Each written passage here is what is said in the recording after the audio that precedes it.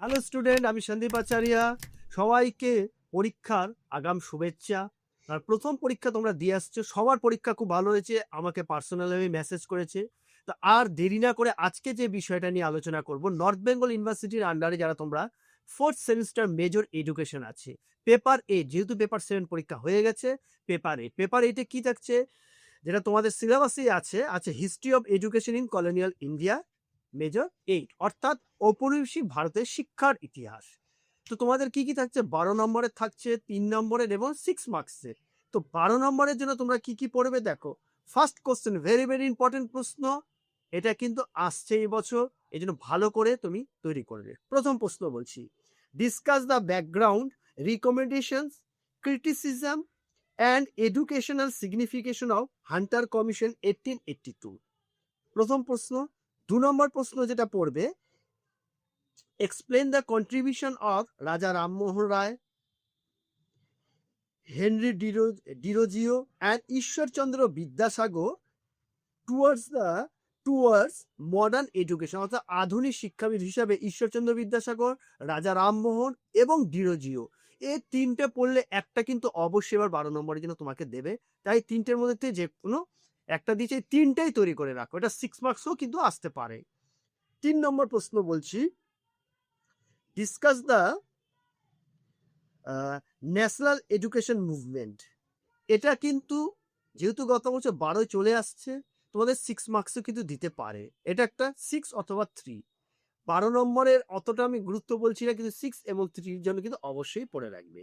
Next যেটা পড়বে, explain the Sadler commission 1917 থেকে 19, অর্থাৎ 1917 থেকে 1919।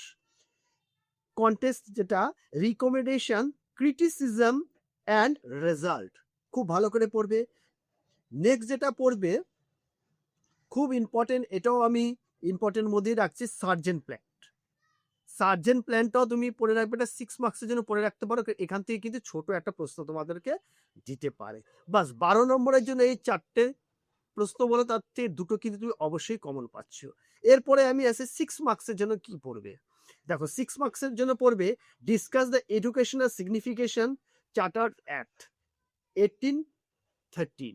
এটা কিন্তু 12 মার্কসের জন্য ইম্পর্টেন্ট আছে, চার্টার অ্যাক্ট 1813। এরপর পড়বে, explain a recommendation of Hunter commission 1882। Next যেটা পড়বে, discuss the educational signification of Wood's despatch, উডসের ডেসপ্যাচটা পড়ে যাবে, এটা গত বছর 12 নম্বরে আছে 2025-এ। এরপরে যেটা পড়বে, explain the contribution of Ishwarchandra বিদ্যা, সেটা আমি আগেই বলেছি, 12ও আসতে পারে, 6 মার্কসও আসতে পারে, যেটা ডিরোজিও রাজা রামমোহন রায়, যেটা আমি বলে দিয়েছি। এরপরে যেটা করবে, discuss the educational contribution of Henry Derozio, যেটাও বলেছি আমি। এরপরে যেটা পড়ে, write a note on Indian university act 1904, 1904, এটা খুব ভালো করে পড়ে হবে, ইউজিসি যেটা আছে। এরপরে পড়বে, explain recommendation of Indian university commission 1902, যেটা আমি বললাম। এরপর পরে discuss the impact of Bengal Renaissance of education, এটা কিন্তু গত বছর 12 দিয়েছে, কিন্তু এবছর 6 আসার চান্স খুব আছে। এরপর পড়বে, explain the objective and recommendation of sergeant plan 1944। Last প্রশ্ন, অবশ্যই এটা তৈরি করে রাখবে, discuss the merits and demerits of basic education 1937। তার সঙ্গে আরেকটা পড়ে রাখবে, এনইপি, অর্থাৎ ন্যাশনাল এডুকেশন প্ল্যান। বাস 6 নম্বরের জন্য এই পড়ছো। 3 নম্বরের জন্য এবার তুমি কি কি তৈরি করবে দেখো। ফার্স্ট প্রশ্ন আমার 3 মার্কসের জন্য, ডিফাইন ওরিয়েন্টাল একাডেমিক কন্ট্রোভার্সি, খুব ভালো করে পড়বে।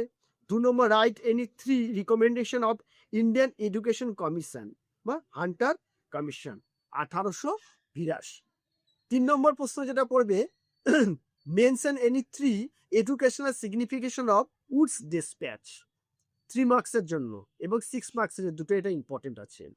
এরপর পড়বে, write any 3 contribution of Henry Derozio's to education, এটা আমি আগেও বলেছি।